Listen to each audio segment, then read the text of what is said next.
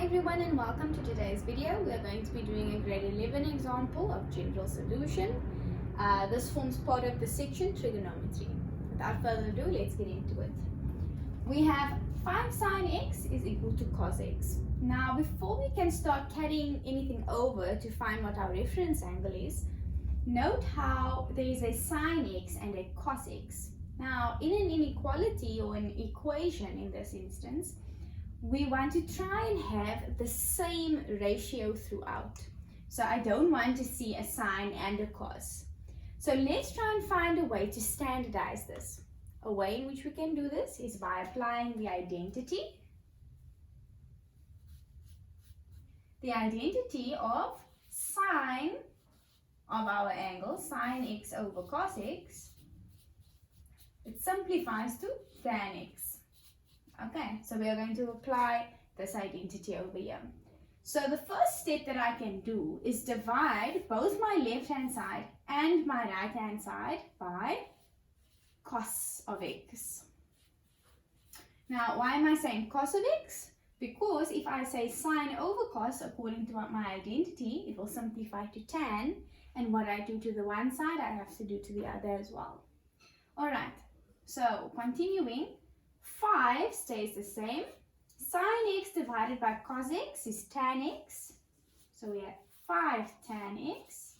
And then cos x divided by cos x, well, that simplifies to 1. Now we can work with this and start carrying things over, because I only have one ratio involved in this equation. So the first thing I'm going to do is isolate the tan x by dividing both sides by 5. So essentially I'm getting rid of this 5 here. So tan x is equal to 1 over 5. Now at this point I'm going to try and find my reference angle by applying the shift tan function. So on your calculator there should be a shift button if you're using the Casio. Shift in the top left corner, and then you will press the tan button. That will give you shift tan. When we write this down, x would be tan to the power of negative 1 of 1 divided by 5. Okay, so let us do that on our calculator.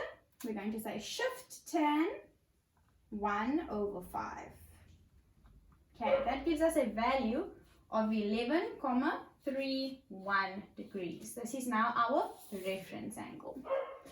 Now, sorted. The next thing we need to do is to start creating the two equations for our general solution. Now, depending on what ratio we have, right? We have sine, cos, and tan. For sine and cos, there have to be two solutions. But in this case, we're dealing with tan, so we only need to do one. So in our cost diagram, according to this original equation over here, tan had a value of positive. Alright, all I'm worried about now is the positivity and the negativity of the answer that I was given in the original equation. So this over here is a positive number. Now where is tan positive? In quadrant 1 and in quadrant 3. So it's up to you whether you want to do one or both of the solutions, but when we are dealing with tan, one of them is sufficient. So I'm going to do the one which is in quadrant 1. So I'm going to write quadrant 1, and this is how my first equation, or my only equation in this case, will look. I will say x is equal to, now using our degrees, we have 0, 90, 180, 270, and then we are back to 360 over here. In order to get into this quadrant using a reference angle, I start at the 0 line and I move anti-clockwise. So I simply just add the reference angle to 0. So I would say it is my reference angle, which is 11,31 degrees, plus k multiplied by 180 degrees, where k is an element of integers.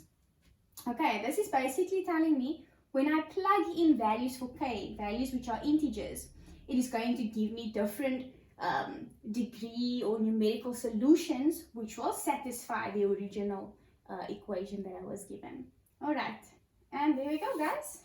The answer is x is equal to 11,31 degrees plus k multiplied by 180 degrees, where k is an element of integers. Okay, if you guys have followed through till the end and you have learned something from this video, please drop a like, subscribe, and I'll see you next time.